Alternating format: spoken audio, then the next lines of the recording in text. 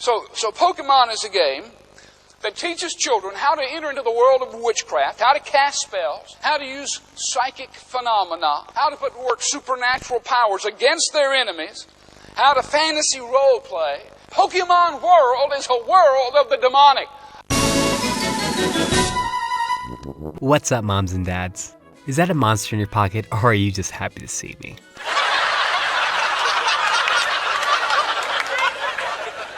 Thank you. But in all seriousness, let's talk about the tragedy of Mewtwo. I hope you left your copy of Melee on overnight because we'll be looking at Pokemon, the first movie, Mewtwo Strikes Back. Cloned in a secluded lab, Mewtwo was deliberately isolated from other Pokemon in order to become the ultimate killing machine. This lonely being was born into this world without friends and had to confront the fact that his creator looks like a how-to-draw anime cover character. The only way forward was lined with rampage and destruction. The legendary mob boss meets up with the legendary science experiment to see what the newly created Pokemon can do. And Onix? Yeah, that thing's dead. A horde of Tauros? Yep, they're all dead. And I hate to be the one to deliver the news, but that Magneton? It's dead. Due to Mewtwo being psychic, he can see into the future and sees that Giovanni will be arrested on tax fraud. What a way to go. So he drops the motherfucker and decides to go on his own path to become stronger than his source. The fetus cat Pokemon, Mew. This is Mewtwo striking back. When was the first time he struck? I don't fucking know, but baby, he's striking again. We join our friends Ash, Misty, and Brock as they're having a nice picnic. Ash is feeling a little bit under the weather, so I guess you could say he's ashy. What the fuck is this? Brock is whipping up a batch of no-chew soup, so like 80% of soups. And Misty is wearing her suspenders on fleek, slay 100, get a girl. Yas Queen, Skinny Legend, Versace boots the house down. Slay Queen, Hunty Mama, and Oop Daddy work. Charlie X, yes, snatch my wig. In the middle of their lovely day, summer-colored Team Aqua Jabroni decides he's going to battle this 10-year-old with a Dawn fan and a motherfucking Machamp. But don't worry, Ash's first evolution stars aren't destroyed because this is the anime, and your logic doesn't matter, Robert from Scottsdale, Arizona. Man, this action is intense. The only thing that would make it even better would be some 90s R&B.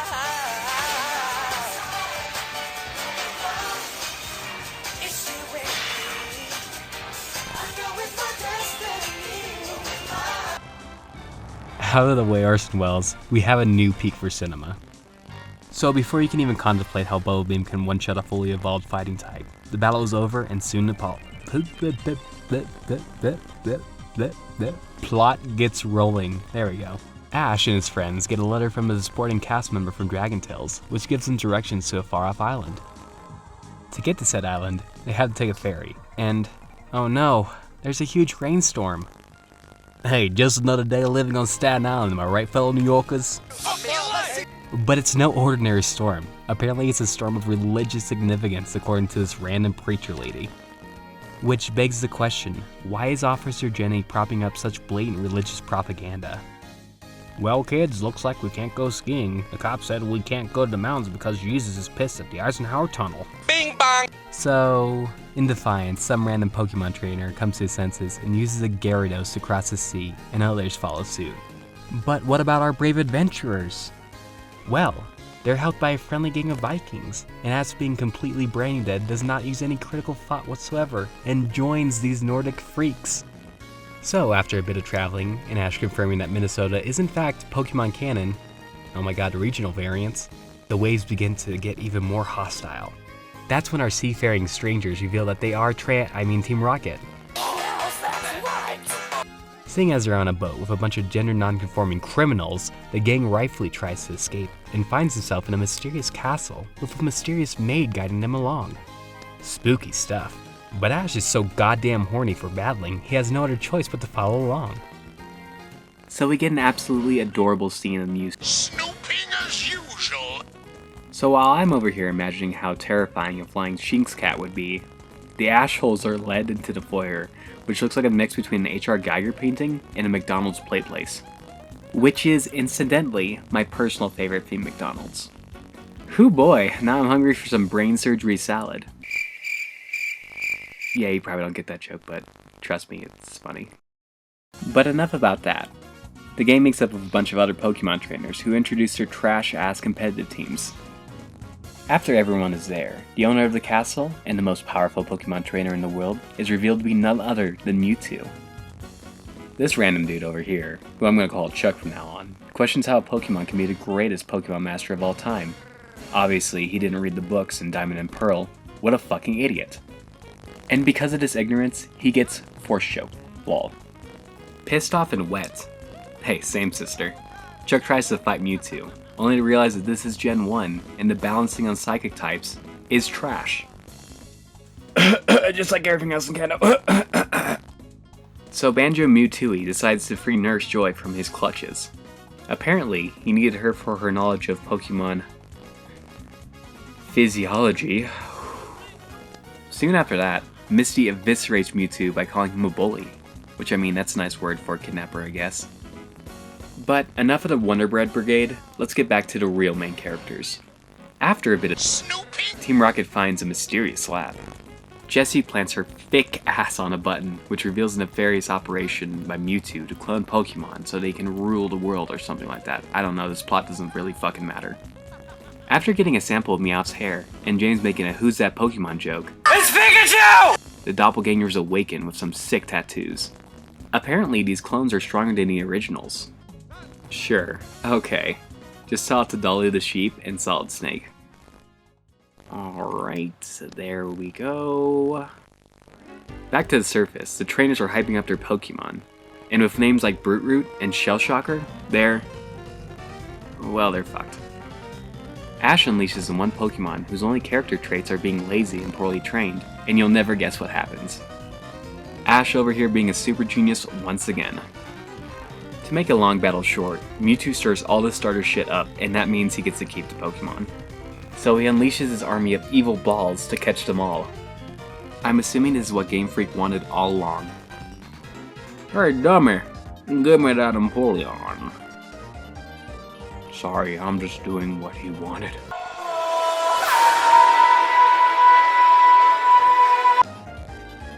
So Ash, with his big old brain, decides that putting his Pokemon back in their balls will stop them from being kidnapped. Got him! Pikachu, using the godly power of being the face of the franchise, manages to escape the round puzzle boxes, and they find their way to the cloning facilities. Ash follows his captured Pikachu into the machine, and manages to free him. The other clone Pokemon start awakening sans cool tattoos, and Team Rocket gets a bit too happy seeing them emerge from their slimy cocoons. That turns me on. Ash gets back all of his powerhouse team, and it's time to battle Mewtwo, and stop the storm from destroying the world. Unless, of course, there's some intervention with Arceus, or Rayquaza, or Lugia, or... There has never been a more important Pokemon battle in history, and I have full faith in someone who took 20 years to actually win a league. Ash makes one of the most badass Pokemon entrances since think of one as you go along. Oh wait, I'm supposed to think of one. Oh shit. Our little Einstein tries to punch the strongest Pokemon in Kanto, and you'll never guess what happens. Man, Ash sure is a smart and relatable main character, isn't he, folks? Before he ends up as a stain on the wall, Mew creates a bubble to rescue him. Somewhere, Todd Snap is having a night terror.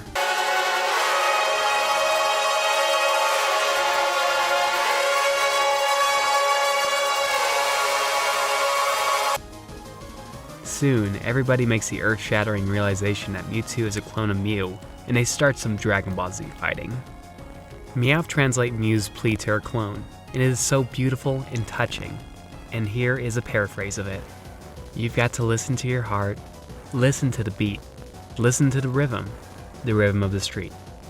I mean, it's a simple message, and it comes from the heart. Okay, I'll stop now. Mewtwo stops all the Pokemon's special abilities using his psychic powers. Wait, what? Apparently, from now on, Mewtwo can do literally anything, so screw it, who cares? This just means we get an objectively hilarious scene of a bunch of Pokemon using tackle on each other while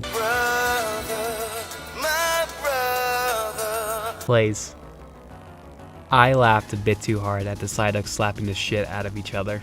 Like, it's supposed to be dramatic, but I can't help but imagine a Pokemon battle with only basic physical moves. Anyway, Nurse Joy is disgusted by the sight of Pokemon not using their elemental abilities to hurt each other. Instead, they have to be physical? Ew. Not to sound like a certain critic of nostalgia, but why the fuck are they condemning the main mechanic of the game? Like, what is the series going to be devoted to other than poffin making and contest? Actually, that doesn't sound too bad, but you get my point.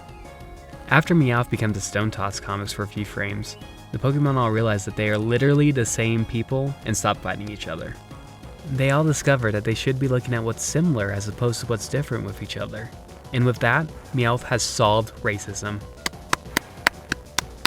That's gonna sound shit on here. Ash falls from a height that would probably disable him for his whole life in order to save Pikachu from getting repeatedly headbutted. Soon, the Pikachu fighting is getting out of hand, and one of my favorite gifs is created. The entire scene is a melting pot of emotions. Humor, sadness, anger. I'd argue it rivals some of cinema's greatest scenes. What's the most you've ever lost in a coin toss?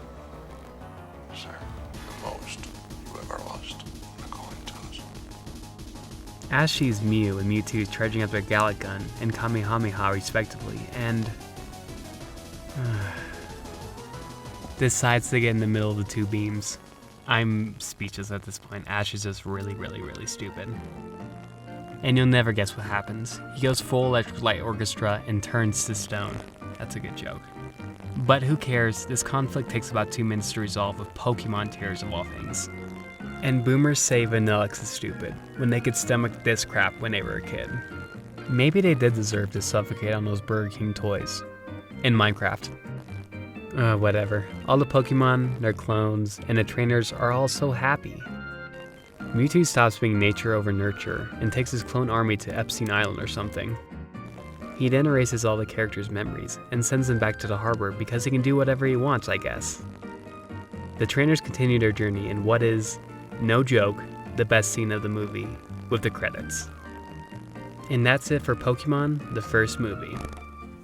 Believe it or not, I do have nostalgia for this movie.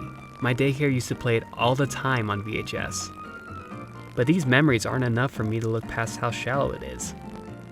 And thankfully, it's short and entertaining at points. And I guess how much quality can you really expect from an hour and 15-minute commercial for a brand? I still think that scene of Pikachu slapping himself is some Scorsese level stuff.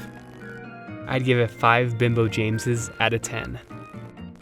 Until next time, I'll see you later, moms and dads.